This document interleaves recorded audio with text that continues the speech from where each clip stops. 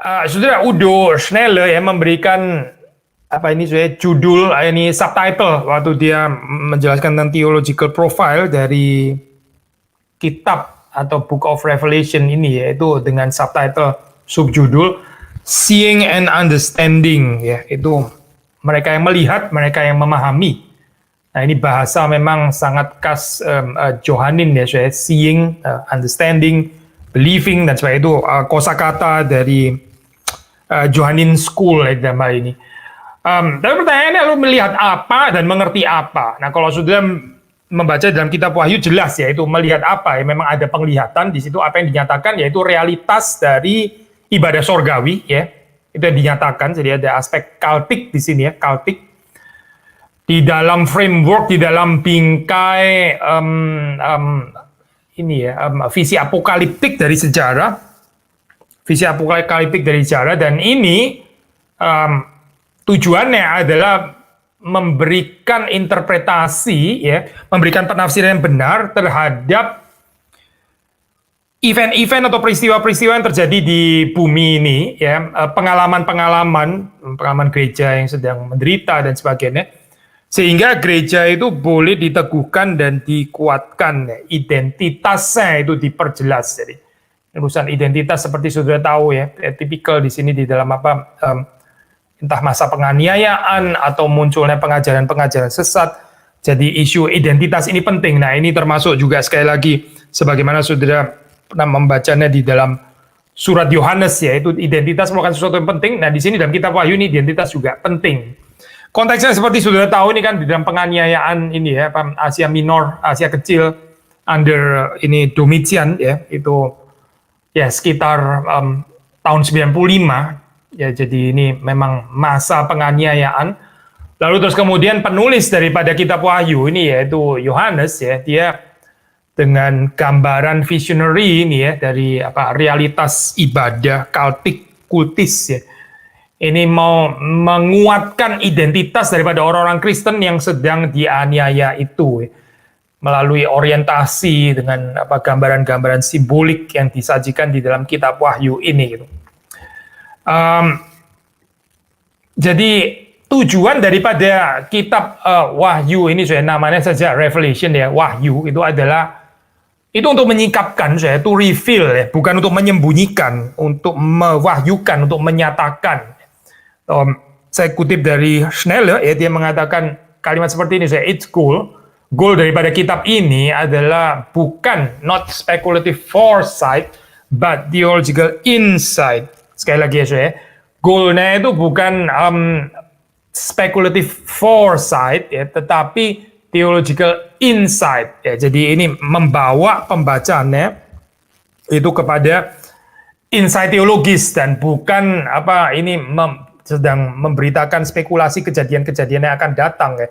Jadi kadang-kadang kita salah membaca kitab Wahyu dalam pengertian ini, maksudnya kita jadi memperlakukannya sebagai kitab yang tujuannya itu jadi bukan membawa kepada insight teologis, tapi kepada foresight spekulatif ya, yang di depan gitu. Apalagi terus kemudian kalau dikaitkan dengan peristiwa-peristiwa yang terjadi di sekarang gitu, misalnya pandemik ini kira-kira kita di pasal berapa Wahyu dan sebagainya, itu spekulatif foresight namanya, saya bukan theological insight ya. Jadi ini satu panduan yang penting ya, saya pikir.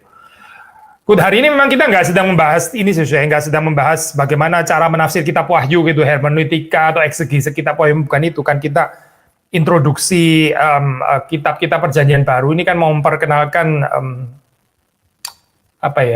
theological profiles gitu kan yang ada di dalam kitab-kitab ini. So di pertemuan yang terakhir ini kita bisa ya bicara mulai dari doktrin Allah ya, dari teologi gitu. Gambaran doktrin Allah dalam kitab Wahyu seperti apa? Nah, kalau saudara membaca di sini, Allah itu digambarkan sebagai Tuhan dari sejarah ya. Dia itu yang memegang, dia yang menopang, dia juga yang mengontrol, dia yang menentukan segala yang terjadi ya. Jadi ini adalah gambaran Tuhan atas sejarah, itu kuat sekali di dalam kitab Wahyu. Kalau sudah membaca di dalam Wahyu 1 sampai 8 ya, ini title yang disebut di sini, ini penting tentu saja ya, boleh dibilang ini programatis ya sifatnya. Saya membaca pasal 1 ayat yang ke-8, di situ disebut sebagai yang aku adalah Alfa dan Omega, ya. Alfa dan Omega, firman Tuhan Allah yang ada dan yang sudah ada dan yang akan datang. Jadi saudara membaca ini ada keterangannya lagi gitu ya. Setelah menyebut Alfa dan Omega, yaitu apa? Yang ada, ya, itu berarti yang sekarang, terus kemudian yang sudah ada berarti yang di belakang gitu ya, pas, dan yang akan datang itu berarti yang kemudian ya, future. Jadi jelas di sini gambaran Tuhan sejarah ya, Allah sebagai Tuhan atas sejarah itu sangat mendominasi so ya, di dalam konsep teologi atau doktrin Allah dari kitab Wahyu. Nah, gambaran ini ya, so ya, Pak, atau title lebih tepat ya, di sini Allah itu disebut sebagai Pantokrator, ya, Pantokrator. Nah, saudara, ini kalau saudara melihat di dalam ini ya, ikon gitu, ikon Kristus Pantokrator ya, itu penting sekali ya untuk orang ortodoks timur misalnya gitu. Ini variasinya kalau misalnya di lukisan barat itu seperti ini ya, gambarnya apa ini ya, Christ as the Judge seperti lukisan Michelangelo gitu misalnya ya, The Last Judgment saudara tahu ya. Dan ya lukisan-lukisan yang lain yang ini tentang penghakiman terakhir gitu. Tapi kalau di dalam ikon ini ya, ortodoks timur itu mereka suka sekali itu menggambarkan ini, Kristus Pantokrator ya. Maksudnya apa? Nah, ini saudara bisa membaca di beberapa ayat. Ya, termasuk yang 1 ayat 8 ini ya, yang maha kuasa. Lalu terus kemudian kita membaca misalnya 4 ya, 4 ayat 8. Saya membaca di sini pasal 4 ayat ke-8, keempat makhluk itu masing-masing bersayap 6 sekeliling di sebelah dalamnya penuh dengan mata, dengan tidak berhenti-hentinya mereka berseru siang dan malam, kudus, kudus, kuduslah Tuhan Allah yang Maha Kuasa, yang sudah ada dan yang akan datang. Ya, mirip sekali ya saya dengan 1 ayat 8 yang tadi kita sudah baca. Gitu. Pantokrator itu basically ini ya, yang memerintah semuanya gitu. Ini adalah Allah yang memerintah semuanya. Jadi ini gambaran the sovereign God ya. Kalau kita di dalam teologi reform kan kita sering menekankan ini ya, apa, God sovereignty dan sebagainya. Ini Pantokrator dalam pengertian secara khusus yaitu sovereignty of God atas sejarah di dalam hal ini ya, atas segala sesuatu yang terjadi maksudnya ya. Dia adalah yang memerintah gitu. Nah, saudara bisa membuka juga bagian-bagian yang lain misalnya seperti 11 ayat 7, 16 ayat 7 gitu ya, itu juga menyatakan konsep ini ya, Allah sebagai Pantokrator. Maka gambaran Kristus Pantokrator itu sekali lagi ya di dalam ikon itu banyak sekali gitu. Perhaps gambaran yang paling mendominasi kali ya di dalam hal ini ya, di dalam ikon tersebut gitu. Jadi ini ada kaitannya dengan teologi yang disajikan oleh kitab Wahyu ya. Lalu kristologinya bagaimana saya? Kita tadi teologi, lalu kristologinya. Nah, kristologinya ini saya apa? Kalau sudah membaca di dalam kitab Wahyu ya, itu gambaran subordinasi Kristus ya. Itu jelas sekali ya, subordinasi Kristus ya kepada Bapa ya. Jadi Kristus di sini digambarkan sebagai the Lamb ya, sang anak domba gitu, yang jelas dibedakan dengan Bapa ya, not to be confused jelas di dalam hal ini ya gitu. Dan gambarannya itu subordinasi gitu. Tapi ini satu sisi ya, di sisi yang lain saya jadi satu sisi itu subordinasi dan kita ya biasanya melihat ini subordinasi dalam kaitan dengan inkarnasi tentu saja gitu ya. Di dalam apa ini mediasinya, mediasi Kristus, pengorbanannya, penebusannya dan sebagainya. Tapi di sisi yang lain saya ini kalau saudara membaca di dalam kitab Wahyu juga ada penekanan bahwa ini ya, Yesus itu adalah Allah. Jadi ini disejajarkan gitu ya. Jadi di satu sisi subordinasi ya sebagai domba yang disembelih itu. Di sisi yang lain saya ada gambaran juga yang menyatakan kesejajaran ya. Misalnya saya ini sudah di dalam pasal 1 ayat 1 saja ya. Ini dikatakan adalah wahyu Yesus Kristus ya, ini di dalam bentuk genitif maksudnya ya. Yesus Kristus ya, itu berarti bicara tentang teologi kristologis ya. Ini teologi wahyu ini adalah dari perspektif kristologis karena disebut wahyu dari Yesus Kristus ya, yang dikaruniakan Allah kepadanya supaya ditunjukkannya kepada hamba-hambanya apa yang harus segera terjadi. Jadi perhatikan ini autornya itu sebetulnya adalah Yesus Kristus di dalam hal ini ya. Itu jelas sekali di dalam 1 ayat 1 ini ya. Dan kalau sudah membaca misalnya masih di dalam ayat 1, pasal 1 ya, pasal 1 itu ayat yang kelima misalnya ya, dikatakan di situ, dan dari Yesus Kristus saksi yang setia, yang pertama bangkit dari antara orang mati dan yang berkuasa atas raja-raja bumi ini, bagi dia yang mengasihi kita dan yang telah melepaskan kita dari dosa kita oleh darahnya. Lalu ayat 6, dan yang telah membuat kita menjadi suatu kerajaan, menjadi imam-imam bagi Allah Bapa. Bagi dialah kemuliaan dan kuasa sampai selama-lamanya. Amin. Jadi sudah melihat di sini ya, doksologi ini bukan hanya ditujukan kepada Allah, tapi juga kepada Yesus Kristus ya. Maksudnya menurut ayat 5 dan 6 pasal yang pertama ini. Lalu bukan hanya itu, saya masih di dalam pasal 1, kalau sudah membaca di dalam ayat ke-18, di sini juga disebut sebagai yang hidup ya, dan yang hidup aku telah mati, namun lihatlah aku hidup sampai selama-lamanya, dan aku memegang segala kunci maut dan kerajaan maut. Sebelumnya, kalau saudara membaca itu 17 ya, yang awal dan yang akhir. Ini sebutan yang cuma boleh ditujukan hanya kepada Allah ya. Sudah melihat di sini yang disebut ini adalah pribadi kedua ya, Yesus Kristus. Karena pribadi kedua itulah yang telah mati. Ya. Jadi yang awal dan yang akhir, yang hidup, yang telah mati ya.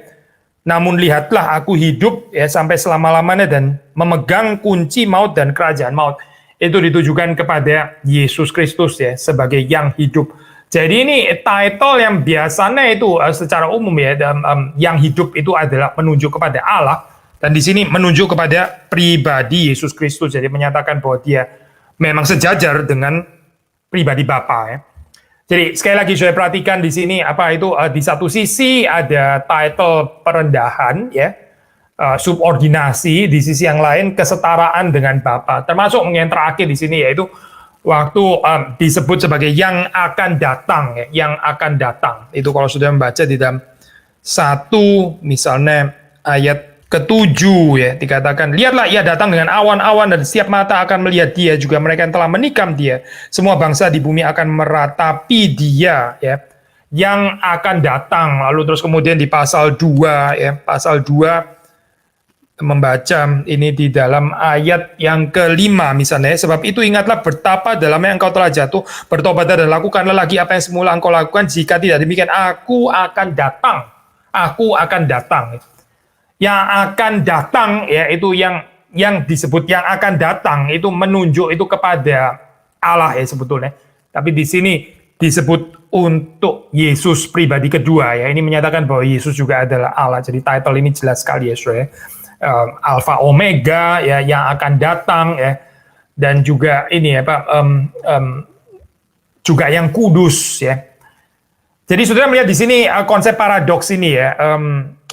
Kita waktu mempelajari Alkitab saya, ini penting ya saya apa untuk tidak terjebak kepada polarisasi satu sisi saja gitu.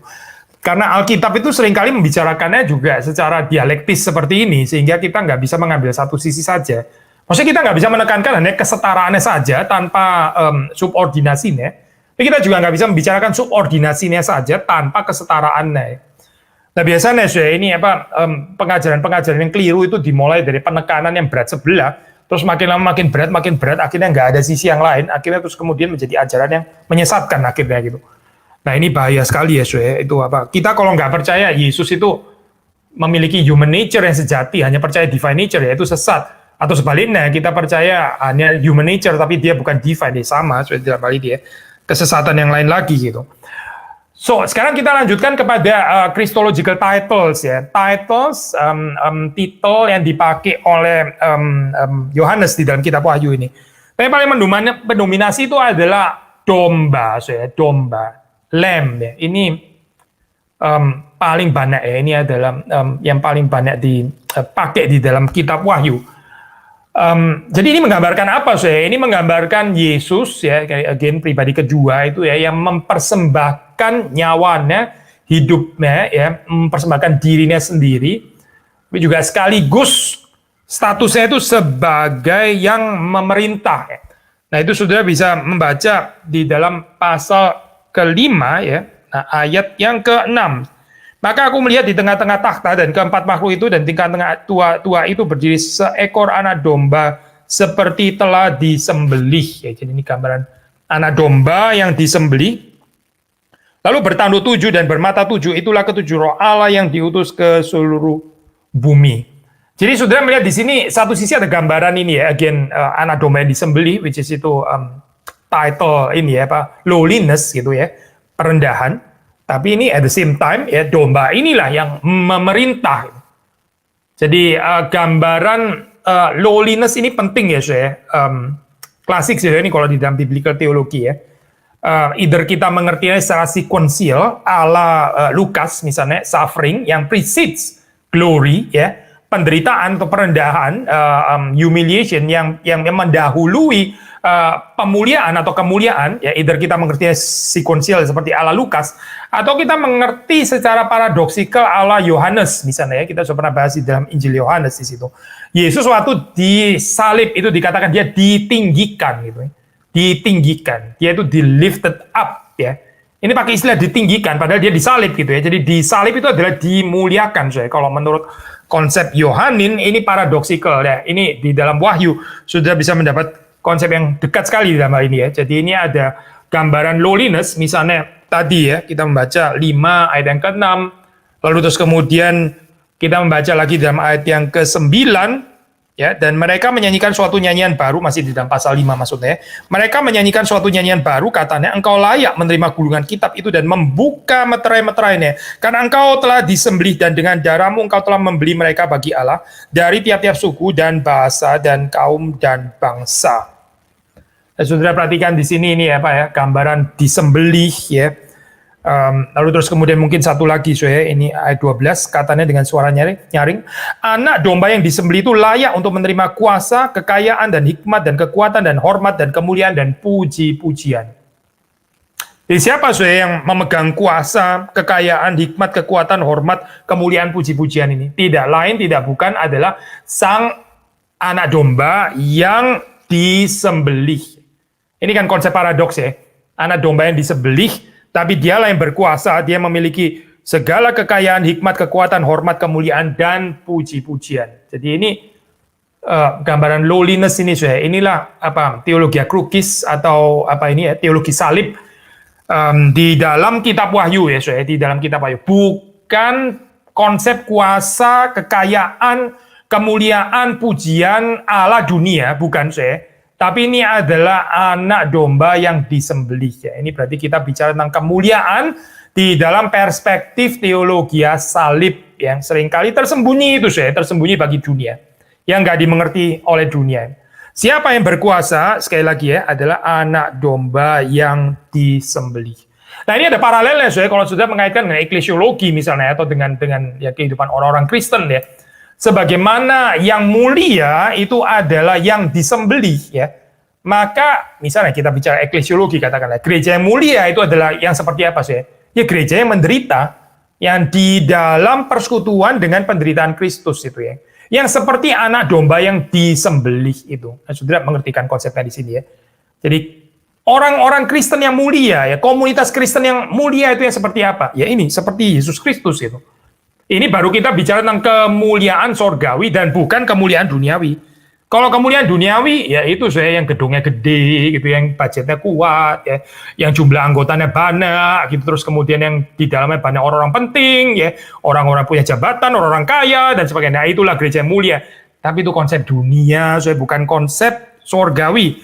Konsep sorgawi itu kemuliaan di dalam perspektif teologi salib itu adalah anak domba yang disembelih.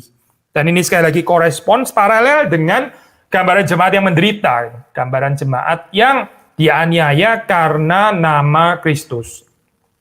Nah, dialektis ya, soalnya tadi kita bilang itu dialektis seperti title Kristus itu apa ini ya? Di satu sisi subordinasi, di sisi yang lain kesetaraan dengan Bapa.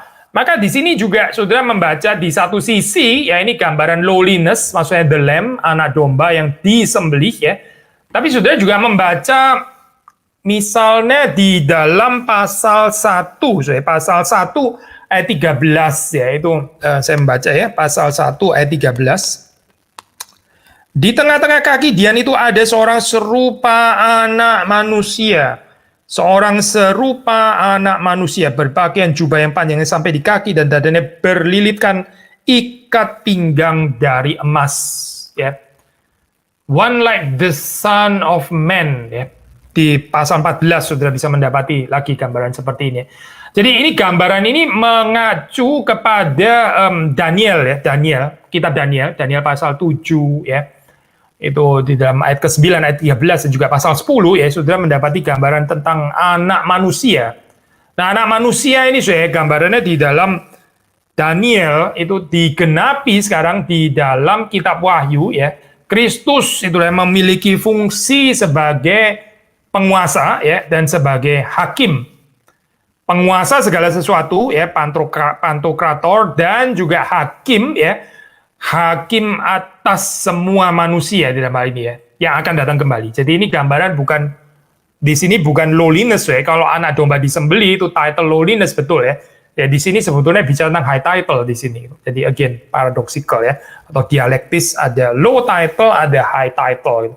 Nah memang sudah di dalam kalau saudara membaca di dalam sejarah teologi gitu, biasanya istilah Son of Man mungkin ini ya dulu para teolog yang mendahului kita gitu biasanya itu menjelaskan Son of Man, mereka pikir ini terutama adalah title lowliness ya. Kalau Son of God ya, anak Allah, itu high title. Son of Man itu mau menyatakan kerendahannya gitu, title of lowliness ya. Tapi sebenarnya kalau kita baca dari perspektif biblical teologi secara ini ya, secara lebih jelas itu dari tradisi kitab Daniel itu jelas bahwa ini bukan low title sebetulnya, ini adalah high title ya. Karena yang disebut anak manusia inilah yang akan berkuasa dan yang akan datang kembali sebagai hakim atas semua manusia.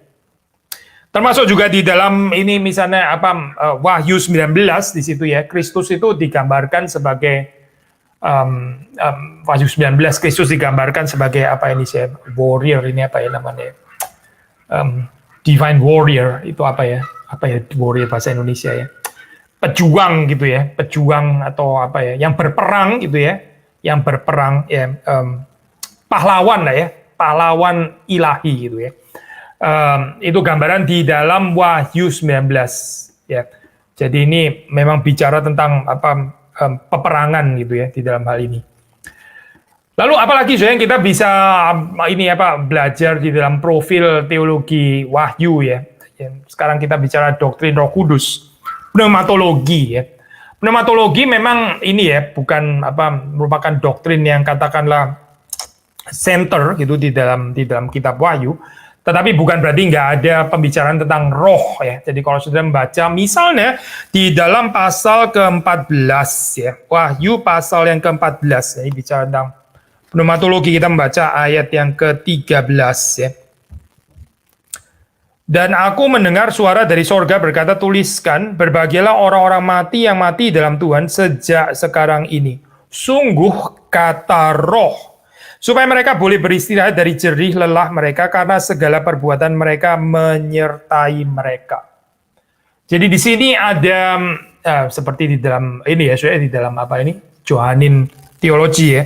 Pneumatologi atau Roh Kudus ini dikaitkan dengan pemuliaan Kristus kan ya, exalted Lord, tentang Tuhan yang dipermuliakan. Dan kalau sudah membaca di dalam 14:13 ini ya, dikaitkan dengan berkat ya, bagaimana roh ini memberkati ya mereka yang meninggal atau yang mati di dalam Tuhan, disebut berbahagia ya itu oleh roh. Jadi di sini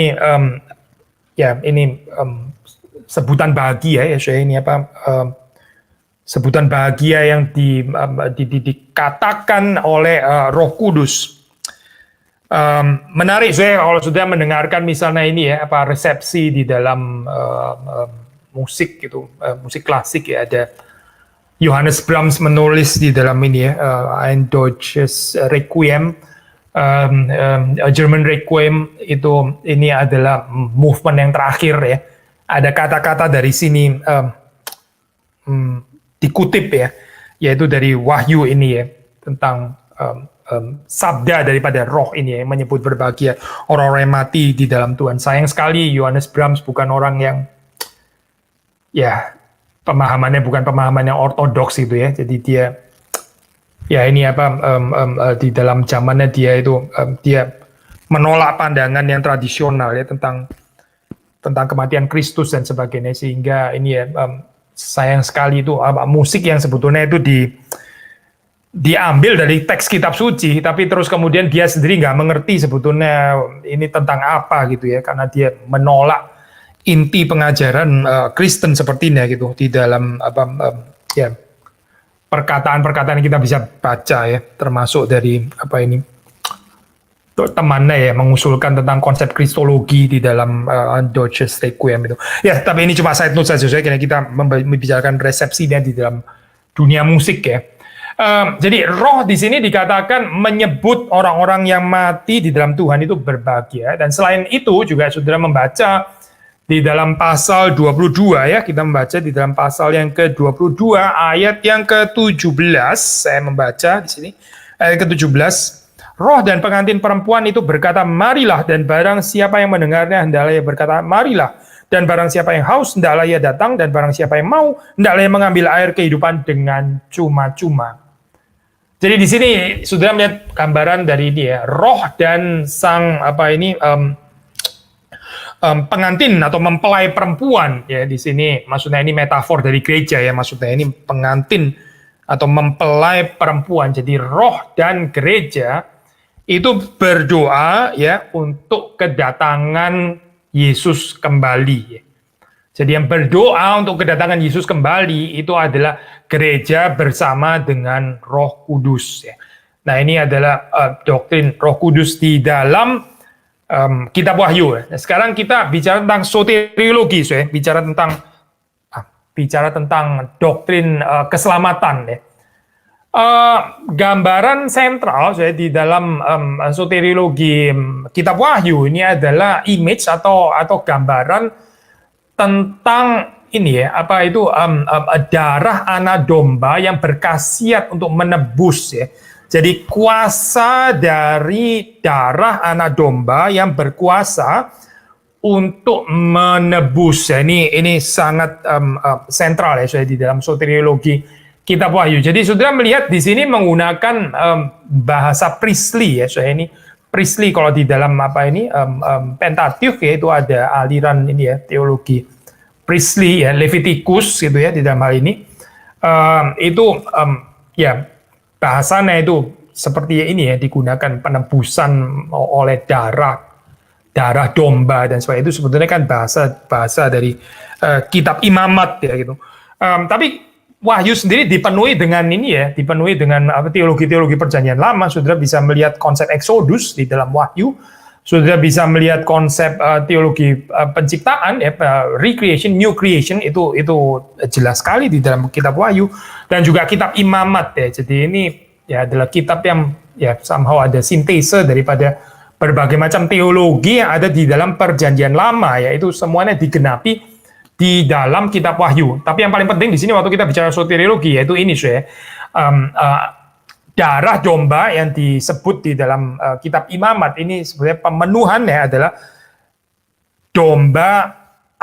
darah anak domba Allah, yaitu Yesus Kristus ya. Inilah pemenuh yang ada di sini, dan itulah yang berkuasa untuk menebus. Sebetulnya yang dibicarakan di dalam perjanjian lama itu semuanya menunjuk kepada sang anak domba ini ya.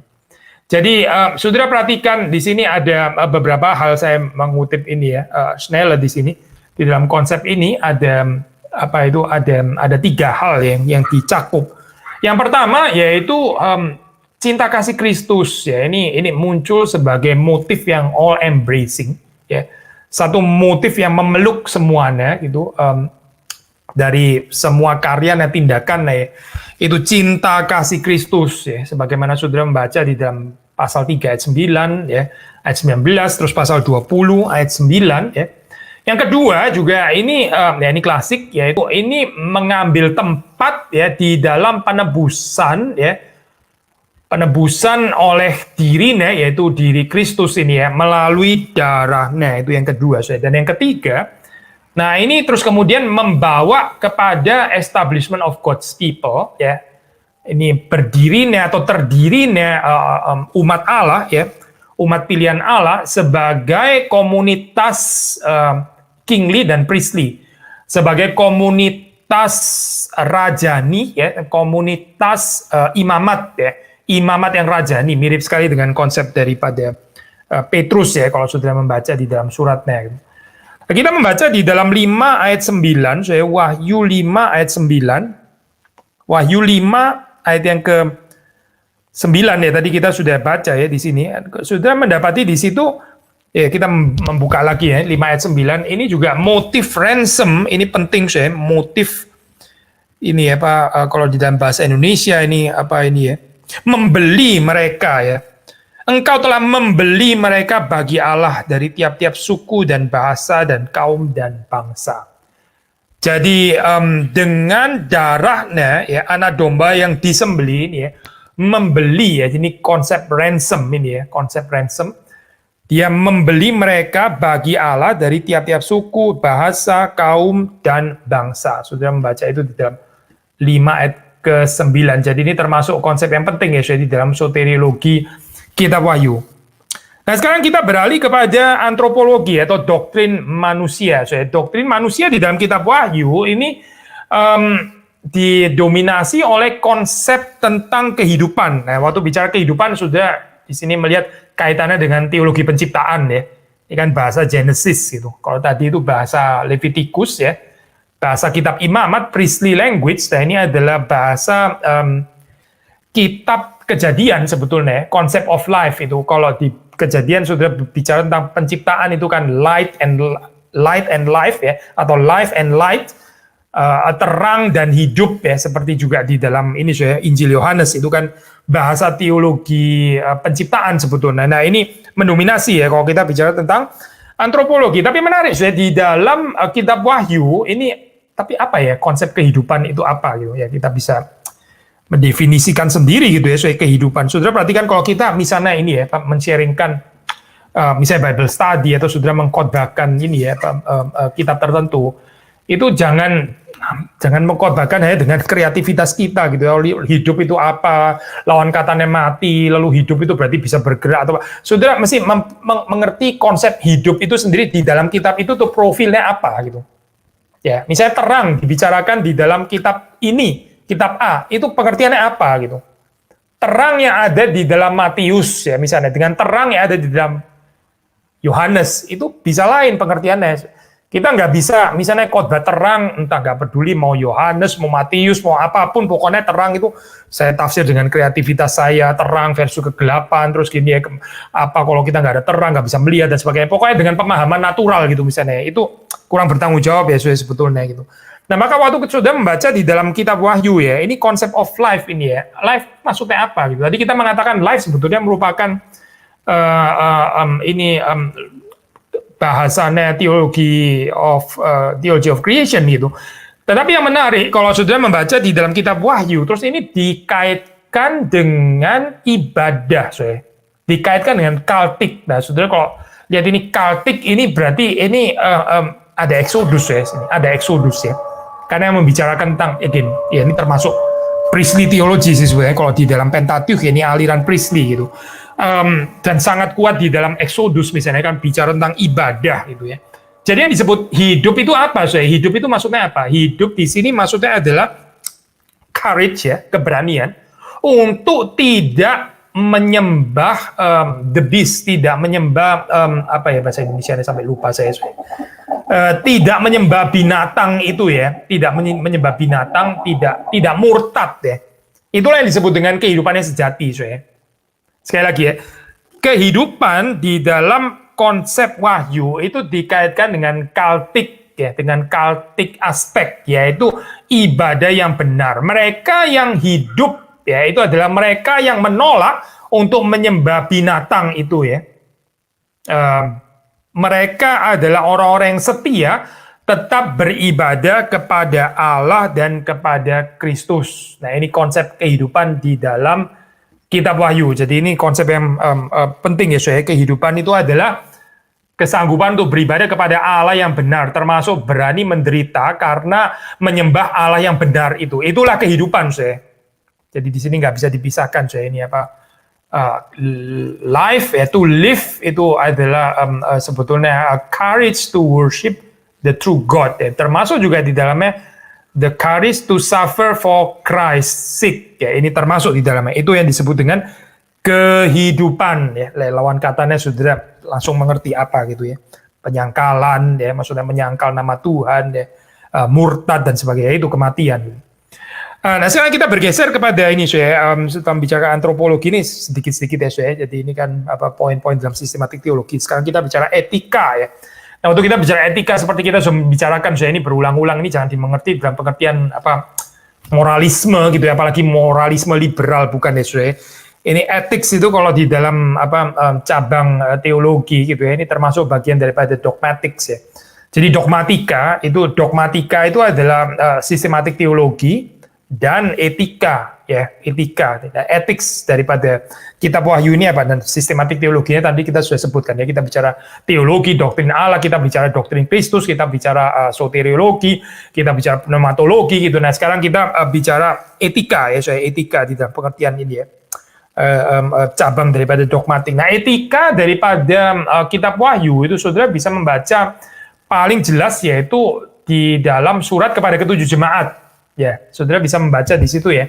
Etika apa yang diharapkan oleh Kristus ya di dalam kehidupan jemaatnya. Nah, saudara bisa membaca dalam pasal 2 ini ya, pasal 3. Again, surat kepada ketujuh jemaat itu penting sekali di dalam kaitan mengerti etika di dalam kitab Wahyu. Apa yang dikehendaki oleh Kristus terhadap jemaatnya ya.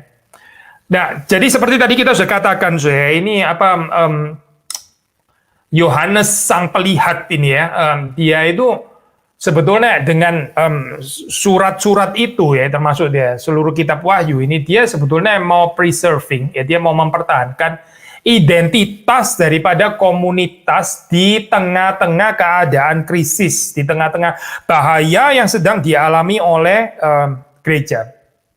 Nah, ini sekali lagi ya, bicara tentang theology of identity ini menarik, saya.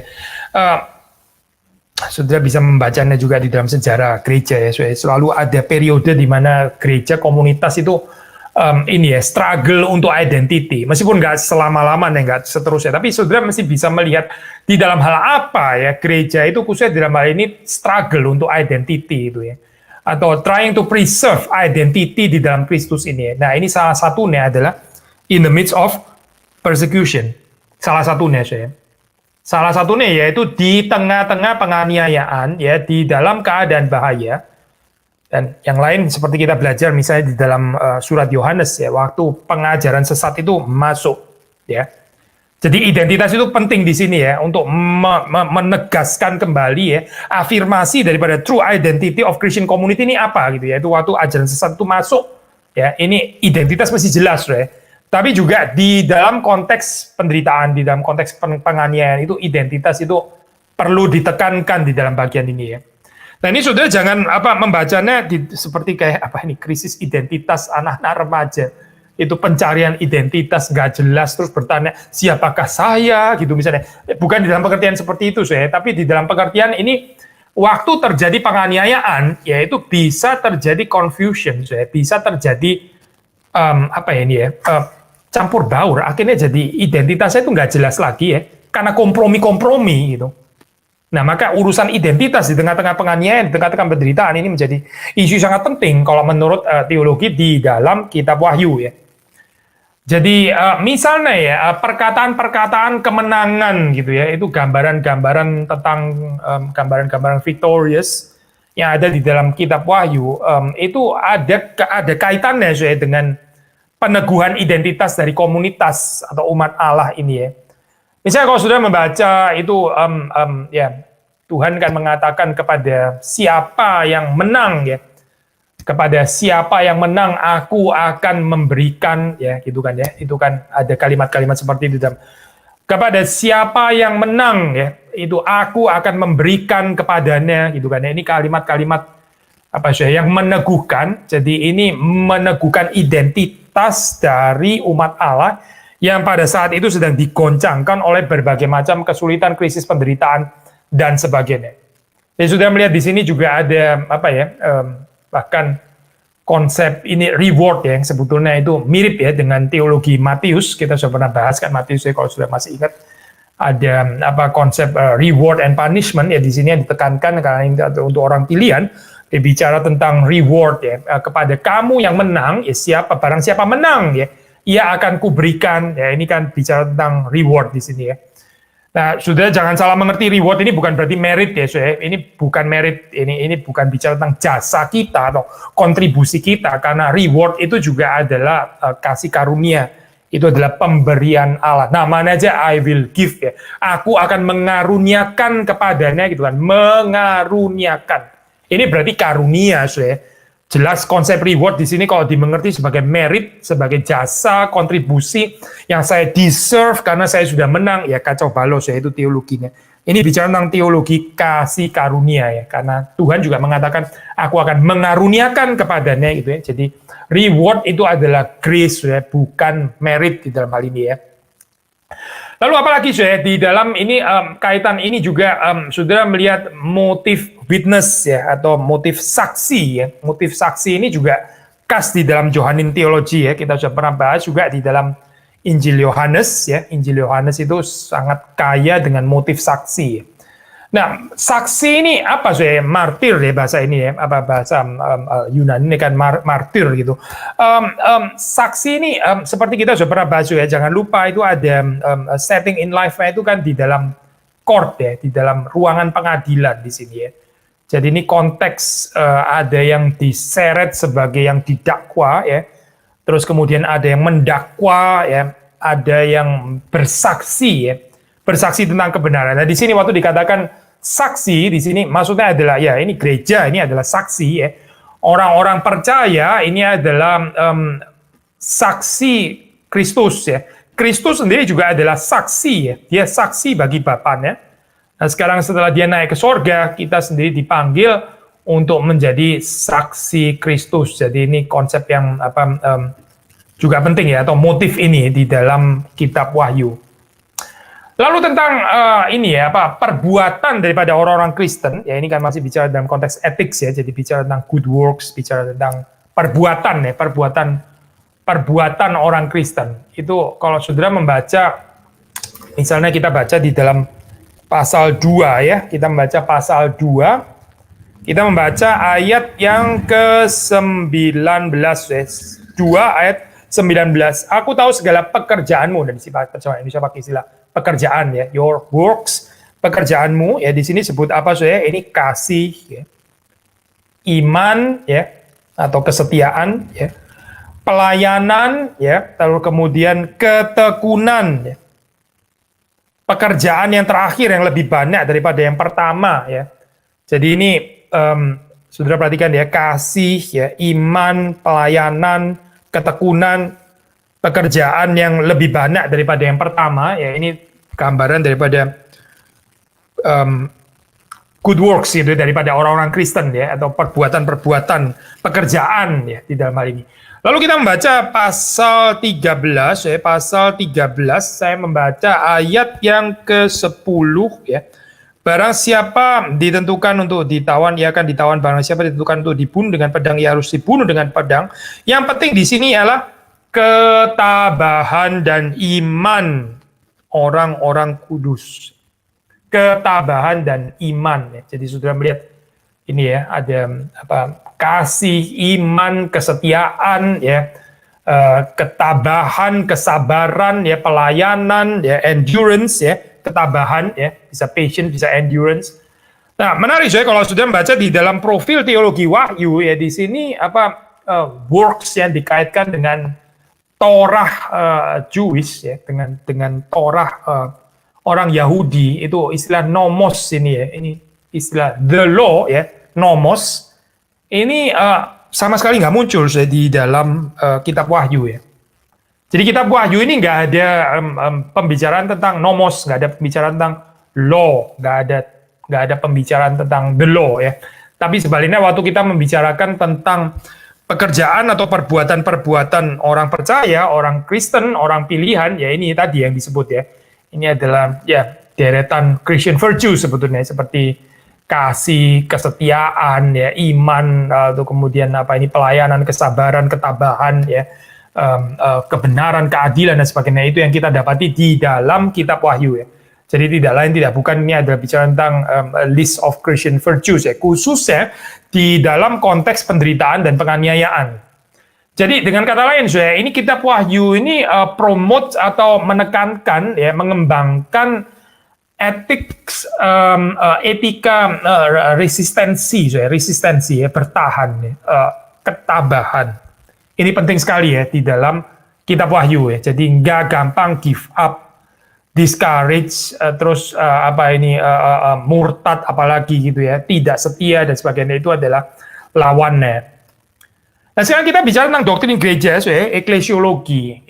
Nah eklesiologi di dalam kitab Wahyu ini dikembangkan dengan basis kristologi. Jadi kristologi itu adalah basis dari doktrin gereja atau basis dari eklesiologi. Ya. Ini saudara bisa membacanya itu jelas di dalam Wahyu pasal yang pertama ya, ini kan di situ dimulai dengan wahyu Yesus Kristus itu ya, dan terus bicara ini saudara bisa membaca ayat 1 sampai 8, di situ ada kaitan tidak terpisahkan antara Kristus ya dengan jemaat atau dengan gereja ya.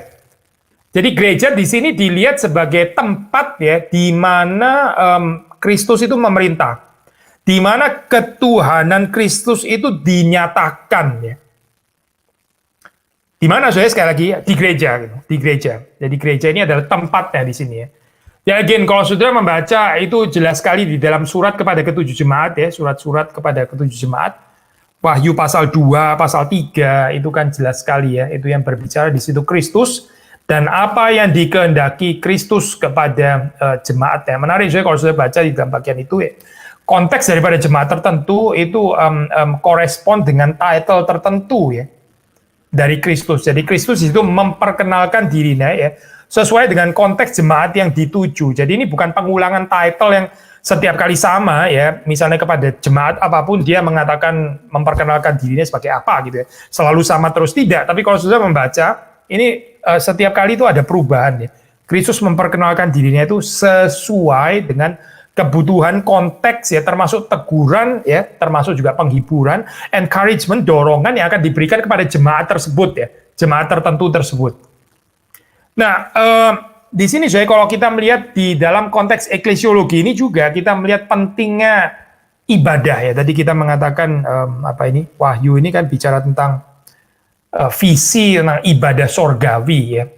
Jadi menarik kalau saudara membaca ini ya, di dalam konteks Wahyu ini, saudara melihat ini ada orientasi liturgis ya, orientasi kultis, orientasi ibadah. Nah ini kita bisa membaca misalnya saya di sini 1 ayat yang ke-10 ya, saya membaca di sini ya. Pada hari Tuhan, aku dikuasai oleh Roh, dan aku mendengar dari belakangku suatu suara yang nyaring seperti bunyi sangkakala. Kapan saya Yohanes sang pelihat ini ya mendapatkan visi ini ya, yaitu atau mendapatkan penyataan ini, yaitu sudah baca di dalam 1 ayat 10, pada hari Tuhan ya, pada hari Tuhan. Jadi maksudnya apa saya di sini waktu dikatakan dia mendapatkan penyataan ini pada hari Tuhan? Maksudnya saya visi yang dinyatakan ini mengundang ya jemaat yang sedang teraniaya dalam kesulitan ya untuk berpartisipasi secara liturgical ini ya. Kan hari Sabat kan ya, Lord's Day, hari Tuhan itu, untuk beribadah, dan dengan kekuatan ibadah inilah mereka bisa terus kemudian menginterpretasi apa yang sedang terjadi di dalam sejarah, termasuk kesulitan-kesulitan yang dialami oleh gereja ya.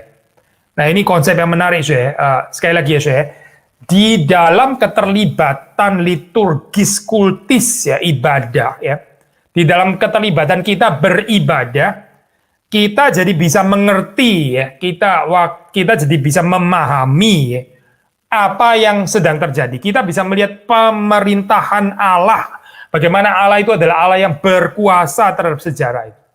bukan tanpa ibadah, saudara, bukan tanpa Lord's Day, bukan tanpa hari Tuhan. Ya, jadi ini penting sekali ya, saudara, konsep ini ya.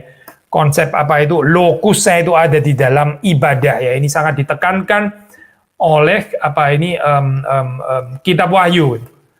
Lalu selain gambaran kultis juga ada gambaran ini ya, saudara, apa gambaran gereja itu sebagai kota suci ya, sebagai kota yang ideal ya. Nah ini kalau saudara melihat di dalam Wahyu kan digambarkan itu gambaran kota misalnya ya. Ini apa itu saya membaca dari Wahyu pasal yang ke-21, saya Wahyu pasal 21. Misalnya kita membaca dari ayat ini ya, misalnya membaca dari ayat, ini kan bicara Yerusalem yang baru saya. Ayat yang ke-12 di situ misalnya digambarkan di sini ya. Temboknya besar, lagi tinggi, pintu gerbangnya 12 buah. Di atas pintu-pintu gerbang itu ada 12 malaikat, di atasnya tertulis nama ke-12 suku Israel. Di sebelah timur terdapat 3 pintu gerbang, di sebelah utara 3 pintu gerbang, di sebelah selatan 3 pintu gerbang, dan di sebelah barat 3 pintu gerbang ya. Dan tembok kota itu mempunyai 12 batu dasar dan seterusnya ya. Jadi sudah melihat di sini gambaran Yerusalem baru ya sebagai kota ideal ya. Nah ini mengacu tadi kita mengatakan ini ya, Wahyu ini adalah penggenapan dari banyak apa ini ya. Nubuatan di dalam teologi Perjanjian Lama, dan di sini ini kaitannya ada dengan konsep Yehezkiel ya, teologinya Yehezkiel. Kalau sudah membaca di dalam pasal ke-40, Yehezkiel 40 sampai kepada pasal ke-48 ya. Di situ Yehezkiel menerima visi ya tentang tempel post eksilik ya. Jadi setelah apa ini ya masa pembuangan gitu ya. Nah, Tuhan itu akan mendirikan tempel nah di sini. Nah, ternyata tempel yang dimaksud di sini adalah siapa saya? Ya, itu adalah Yesus Kristus gitu ya.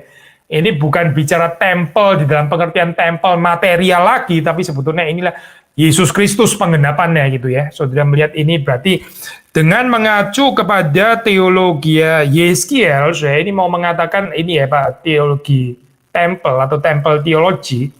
Ini mau menggambarkan bahwa Yerusalem baru ini adalah tempat di mana Tuhan itu berdiam ya.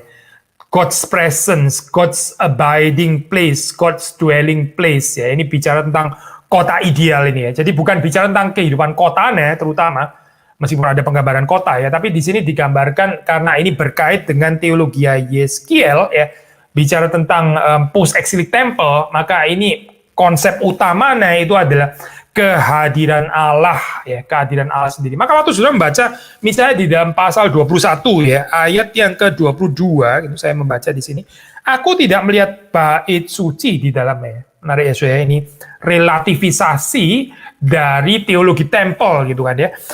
Aku tidak melihat bait suci di dalamnya, tapi terus kemudian ada penjelasan sebab Allah Tuhan yang Maha Kuasa adalah bait sucinya. Demikian juga anak domba itu. Jadi bait suci ini adalah siapa saya? Adalah Allah dan Kristusnya ya. Jadi seperti saudara membaca di sini ya, Allah Tuhan yang Maha Kuasa itulah bait sucinya. Demikian juga anak domba itu. Jadi ini pengharapan tempel teologinya sudah saudara baca di dalam ini ya, apa itu ya Exodus, bahkan di dalam Genesis kitab Kejadian pun ya. Sudah ada ini ya Pak, ini aliran teologi Priestley kan di situ ya, tentang tempel teologi itu sudah ada antisipasinya bahkan di dalam kitab Kejadian ya. Dan di dalam Exodus kitab Keluaran itu jelas sekali, dan di dalam ini kitab nabi-nabi seperti di Yehezkiel ya, itu bicara tentang post exilic temple, dan ini semua digenapi ya di dalam kitab Wahyu, dan ini menunjuk kepada Bapa dan Anak ya, menunjuk kepada Allah yang Maha Kuasa itu dan kepada Sang Anak Domba ya. Sehingga nggak perlu lagi ada bait suci. Di sini bait suci itu direlativize ya. Tempat ibadah itu sendiri digantikan oleh Yesus Kristus di sini. Nah, ini adalah bagian yang penting ya di dalam apa ini eklesiologi dari kitab Wahyu. Yang terakhir saya kita bicara tentang ini ya, kita bicara tentang eskatologi ya saya di sini. Eskatologi, nah eskatologi ini almost taken for granted ya saya. Biasanya orang membaca apa itu kitab Wahyu yang terutama adalah bicara tentang eskatologi. Nah, eskatologinya ini apa saya di sini ya? Eskatologinya di sini bicara tentang ini ya Pak. Saya kutip Schneller di sini saya yang dia juga mengutip pandangan scholars yang lain ya di sini apa itu kutipan daripada Bruce Malina ya. Bruce Malina dia memformulasikan seperti ini ya. Saya kutip dalam bahasa Inggris ya. Despite the resistance of the world, maksudnya ini ya apa penganiayaan yang terjadi gitu ya, hostile dari dunia ini ya. What John is permitted to see as already fulfilled in the heavenly world is already beginning to assert itself in the presence and to prevail. Jadi sudah melihat di sini konsep eskatologinya ya, the here and now ini ya, the already ya, the here and now ya, ini sangat ditekankan di dalam eskatologi dari kitab Wahyu. Of course eskatologi, namanya eskatologi selalu pasti ada aspek futuris begitu ya. Tapi di sini kan ini di tengah-tengah keadaan jemaat yang menderita. Jadi penekanan itu sudah di sini ya, sudah gitu. Sudah. Misalnya kalau saudara membaca, katakanlah di sini misalnya ya, kita membaca Wahyu pasal yang ke-7 ya. Wahyu pasal yang ke-7. Saya membaca ayat yang ke-4 ya. Dan aku mendengar jumlah mereka yang dimeteraikan itu 144.000 yang telah dimeteraikan dari semua suku keturunan Israel. Jadi ini mereka sudah dimeteraikan ya. Mereka ini adalah penduduk ya, ini adalah penghuni dari Yerusalem yang baru itu ya. Saudara membaca di dalam ayat yang keempat tadi ya. Terus kemudian kita membaca di dalam misalnya pasal yang ke-21 saya, pasal 21 kita membaca ayat yang ke-12 ya. Tadi kita sudah baca sampai di situ ya. Dan temboknya besar lagi tinggi dan pintu gerbangnya 12 buah dan di atas pintu-pintu gerbang itu ada 12 malaikat dan di atasnya tertulis nama ke-12 suku Israel ya. Tertulis ya. Sudah tertulis di sana. Terus kemudian 13 di sebelah, saya membaca lagi ayat 13, di sebelah timur terdapat 3 pintu gerbang, di sebelah utara 3 pintu gerbang, di sebelah selatan 3 pintu gerbang, dan di sebelah barat 3 pintu gerbang. Nah, saudara di sini kalau sudah membaca ini apa ayat 14 sudah melanjutkan di situ juga again dikatakan di situ tertulis ke-12 nama ke-12 rasul anak domba itu. Jadi sudah melihat di sini ya penekanannya kepada ini ya the here and now, the already. Ini sangat kuat di dalam eskatologi dari kitab Wahyu. Jadi ini eskatologinya itu penekanan yang sekarang dan ini sangat menghibur ya saya, sangat menghibur bagi jemaat yang menderita. Ini konsep paradoksikal ya. Mereka yang dianiaya, mereka yang menderita, mereka yang sebetulnya sedang berbagian di dalam kemuliaan yang dijanjikan itu. Nah, mungkin ayat terakhir saya kita membacanya ini ya dari kitab Wahyu ini sekaligus kita akan mengakhiri dengan ayat ini yaitu kita membaca dari 21 ayat 2 ya saya ayat 2 dan ayat yang ke-9 ya. Wahyu pasal 21 ayat 2 saya membaca dan aku melihat kota yang kudus Yerusalem yang baru turun dari sorga dari Allah yang berhias bagaikan pengantin perempuan yang berdandan untuk suaminya. Jadi saudara melihat di sini gambaran ini ya sangat intim itu ini sebetulnya ini saya gambaran church metafor untuk gereja itu ya di dalam perjanjian baru ya. Itu kan ada body of Christ, temple dan sebagainya. Ini kalau menurut Paul Minier sebetulnya ini a metaphor bride ya, metafor pengantin perempuan. Ini bukan termasuk major image ya, bukan termasuk major image seperti body of Christ gitu misalnya tubuh Kristus, nah itu major image ya di dalam New Testament khususnya di dalam tulisan Paulus ya di dalam Pauline Corpus. Tapi Yohanes di sini ya menggunakan istilah ini. Nah ini menarik ya, ini gambaran apa ini berhiaskan bagaikan pengantin perempuan yang berdandan untuk suaminya. Jadi ini image-nya itu image tentang pernikahan sang anak domba Allah dengan jemaat ya. Dengan gereja sebagai the bride of Christ ya. Demikian juga sudah membaca misalnya di dalam ayat yang ke-9 ya di sini ya. ayat 9, khususnya di bagian B, saya baca semua ayat saja. Maka datanglah seorang dari ketujuh malaikat yang memegang ketujuh cawan yang penuh dengan ketujuh malapetaka terakhir itu. Lalu ia berkata kepadaku, katanya, marilah ke sini, aku akan menunjukkan kepadamu pengantin perempuan mempelai anak domba. Jadi apa sih saya mau dikatakan dengan metafor? Kok di sini gereja dipakai metafor the bride ya di sini ya? Di dalam pasal 21, ini ayat 2, ayat 9 ya. Kalau saudara ini pakai metafor marriage di sini, apa ya sebetulnya mau dikatakan? Ya, tidak lain tidak bukan, ini bicara tentang cinta, saya bicara tentang kasih. Ya. Jadi hubungan Kristus ya dengan jemaatnya itu adalah hubungan cinta ya.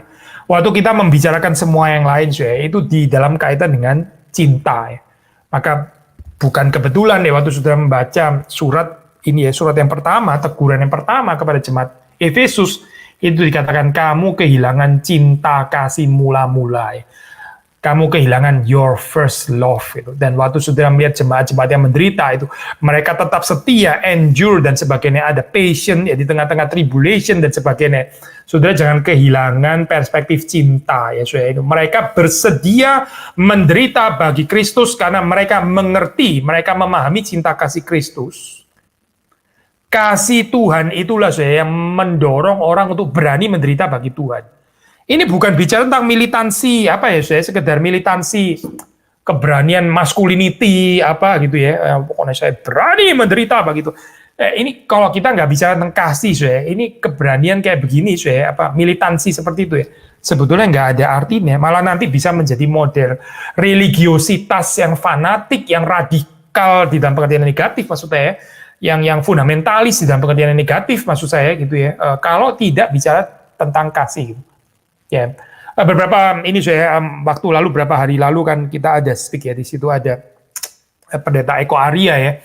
Dia mengingatkan ya, ini satu poin yang indah ya. Saya mengulangnya di sini, saya mengutipnya gitu. Ini apa yang diajarkan oleh Alkitab itu. Jangan lupa ya, waktu Alkitab mengajarkan kita juga diundang ya untuk menderita, bukan hanya untuk diselamatkan, tapi juga untuk menderita bersama dengan Kristus. Dikatakan di dalam konsep Alkitab, saya menderita itu adalah kasih karunia. Kasih karunia. Jadi menderita itu bukan sesuatu yang terus kemudian kita achieve ya, apalagi kita perform, kita cari, kita kejar. Hai penderitaan datanglah itu supaya saya kelihatan keren sebagai orang Kristen yang menderita. Oh bukan, saya sudah nggak mengerti theology of grace kalau seperti itu gitu. Ini aneh gitu kalau militansi modelnya seperti itu saya pikir itu nggak ada hubungan dengan kasih, itu nggak ada hubungan dengan theology of gift. Theology of grace, nggak ada kaitan dengan kasih karunia, saya. Tapi penderitaan, kalau di dalam konsep Alkitab, itu adalah kasih karunia, saya. Maksudnya apa? Ini bukan your own, righteousness, ini bukan your own piety, ini bukan kesalehanmu sendiri, bukan your own achievement, gitu ya, bukan kesetiaanmu, ya, ini bukan bagaimana kamu tuh, wah, tahan kuat, gitu, hebat ya, kamu sebagai orang Kristen militan, ya, tetap taat kepada Kristus, ya, nggak menyangkal, ya, dan sebagainya. Ini bukan bicara itu, saya. Kalau cuma bicara sampai di situ saja, ini bicara militansi yang keliru. Militansi yang benar itu, saya. Orang itu berani menderita karena Kristus, karena dia tahu dia sangat dikasihi oleh Kristus, dan karena dia mengasihi Kristus in return. Ya, maka di sini saya sudah melihat ini metafor bride of Christ, ya. Ini penting sekali, saya di sini ditekankan, ya. Jadi di dalam konteks tribulation, penganiayaan, dan sebagainya. Ini yang dianiaya itu sebetulnya adalah mempelai Kristus. Ya. Waktu dikatakan mempelai, ya, bertahanlah, ya, bersabarlah. Ya. Maksudnya mau dikatakan bahwa Kristus itu tetap mencintai gerejanya, dan gereja harusnya bisa tetap setia, bertahan, ya, tahan menderita. Karena apa, saya? Karena dia juga mengasihi sang mempelai laki-laki. Kiranya Tuhan memberkati kita semua melalui perenungan ini. Sekali lagi saya, ini adalah akhir daripada seri introduksi kitab-kitab di dalam Perjanjian Baru, dan kita akan melanjutkan dengan seri introduksi kitab-kitab di dalam Perjanjian Lama. Mari kita mengakhiri dengan doa penutup. Tuhan, kami bersyukur kami bisa mengakhiri seri introduksi kitab-kitab dalam Perjanjian Baru ini dalam segala keterbatasan, baik keterbatasan hamba-Mu di dalam menjelaskan keterbatasan waktu, mungkin juga keterbatasan kami sendiri juga untuk memahami. Kami berdoa supaya Roh-Mu yang kudus boleh terus membawa kami ke dalam kelimpahan pengertian, kedalaman, keindahan yang ada di dalam firman Tuhan, membawa kami pada cinta yang lebih dalam kepada Tuhan. Kami mohon supaya Tuhan boleh terus bekerja dalam kehidupan kami. Tolong kami juga menjadi orang-orang yang taat, yang melakukan firman-Mu di dalam kehidupan kami sehari-hari. Terima kasih Tuhan untuk kesempatan malam hari ini. Kami menyerahkan istirahat kami di dalam pimpinan dan berkat Tuhan, dan mohon belas kasihan anugerah Tuhan. Esok hari kami bisa kembali bangun dengan tubuh yang sehat, pikiran yang sehat, kami bisa kembali berkarya untuk Tuhan. Demi Yesus Kristus kami bersyukur, kami memberi segala kemuliaan kepada Tuhan. Amin.